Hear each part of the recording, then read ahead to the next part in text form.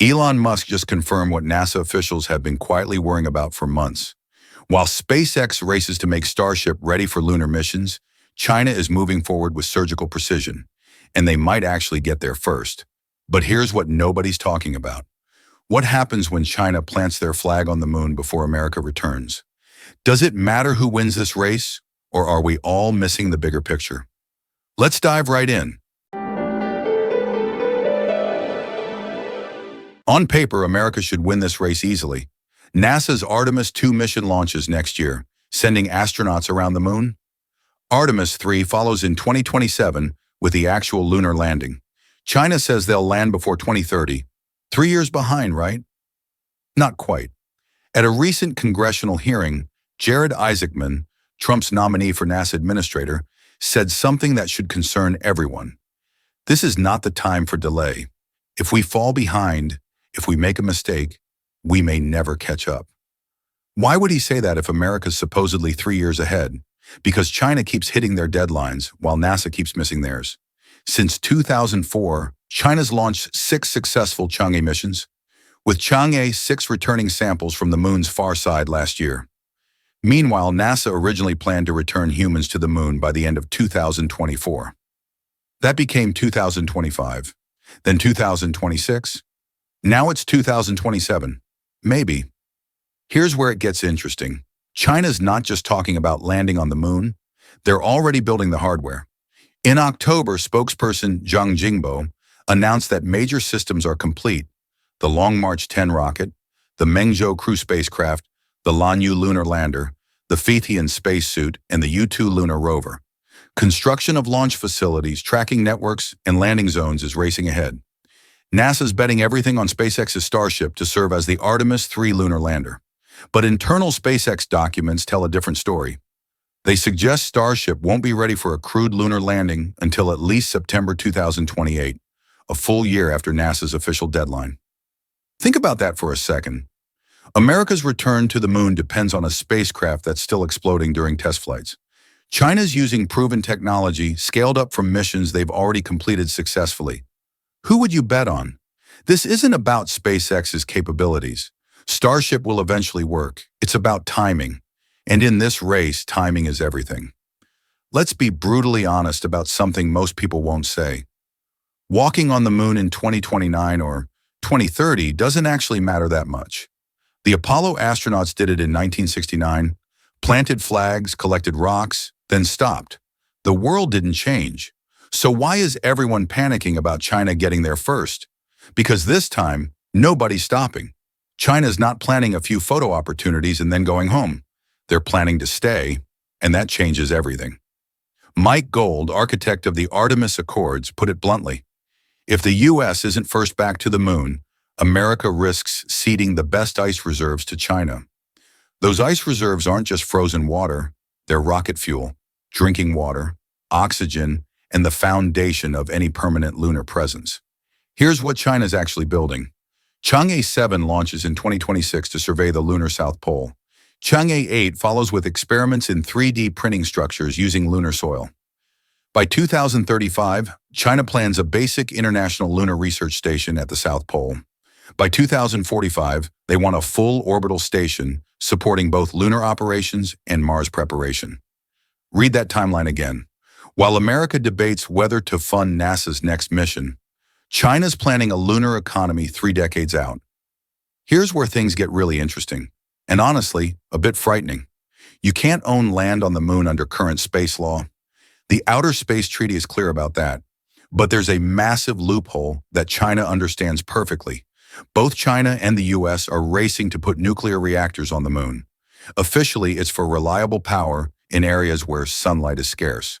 But nuclear reactors require safety exclusion zones.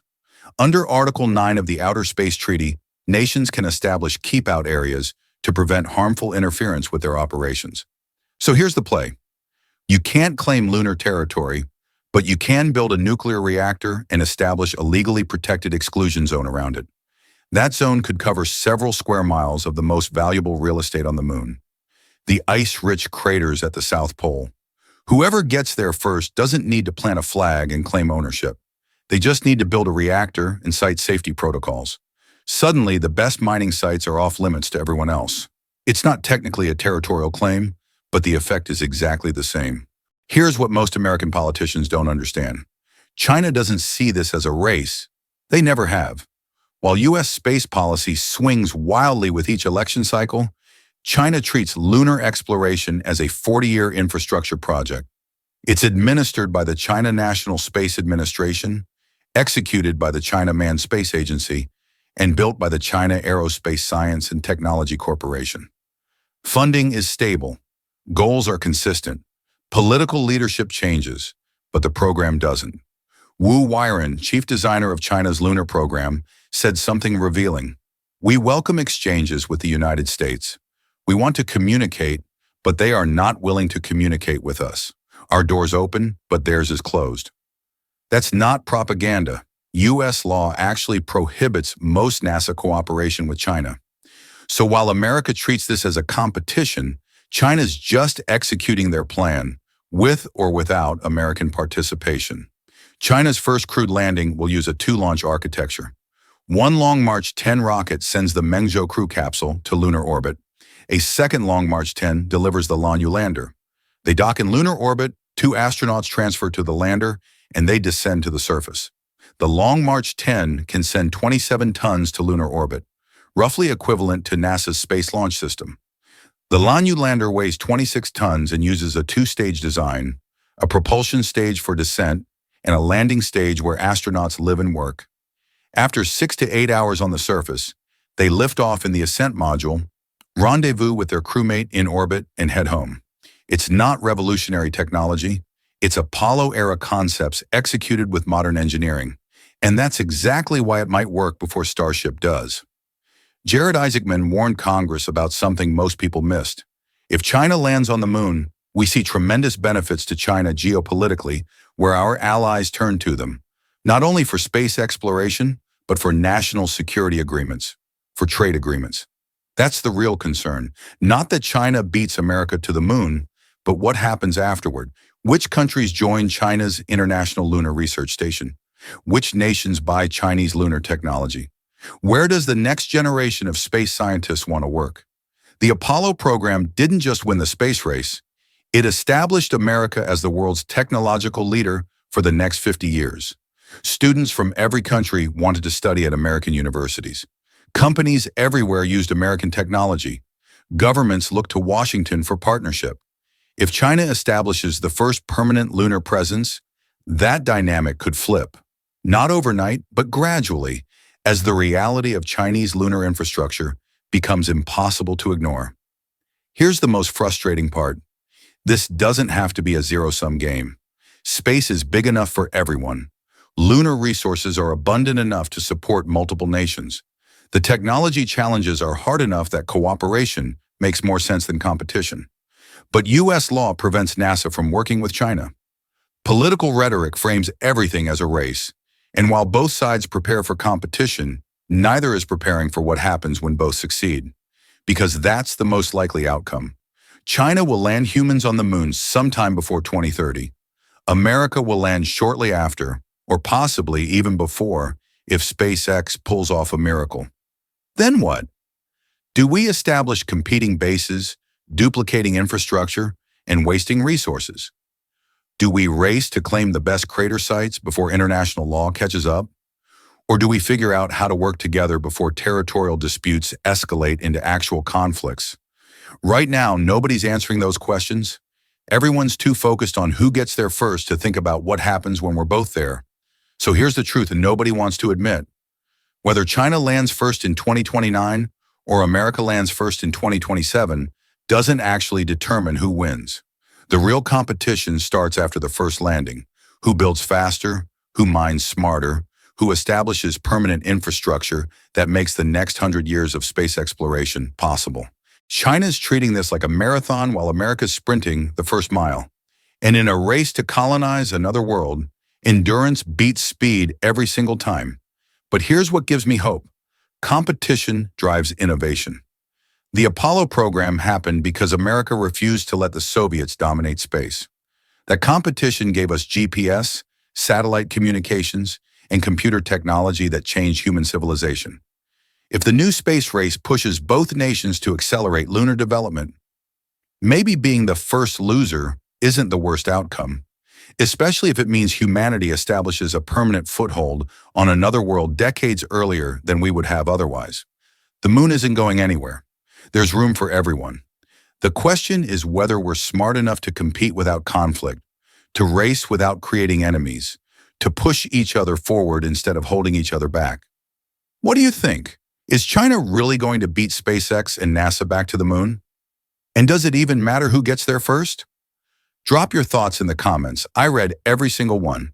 If this video changed how you see the new space race, hit that like button and share it with someone who still thinks this is just about planting flags. And if you want to stay ahead of every major development in space exploration, subscribe to Space Update 24 hours and turn on notifications. This story is just beginning, and the next few years are going to be absolutely historic.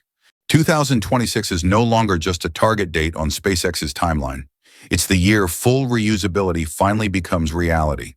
For the first time, both stages of Starship will return to the launch site, caught mid-air by robotic arms. But here's what changes everything. SpaceX just rolled out radical upgrades to Pad 2's catching system that solved the biggest challenge they've faced. New actuators, redesigned hydraulics, shorter arms for faster response. So what makes this different from every previous attempt? And why are engineers now confident this will actually work? Let's dive right in. The journey to this moment started with Falcon 9. SpaceX proved that landing rockets wasn't science fiction, it was engineering. But even that groundbreaking achievement was never the finish line. Falcon 9 only recovers the first stage. The second stage burns up. That's partial reusability, and while it revolutionized the industry, it still throws away tens of millions of dollars on every flight. So what happens when you stop throwing anything away? What happens when both stages come home? That's the question SpaceX has been chasing for years, and 2026 is when we finally get the answer. Full reusability with Starship means catching both Super Heavy and the ship itself using Mechazilla's chopstick arms. But there's a critical sequence that must happen first.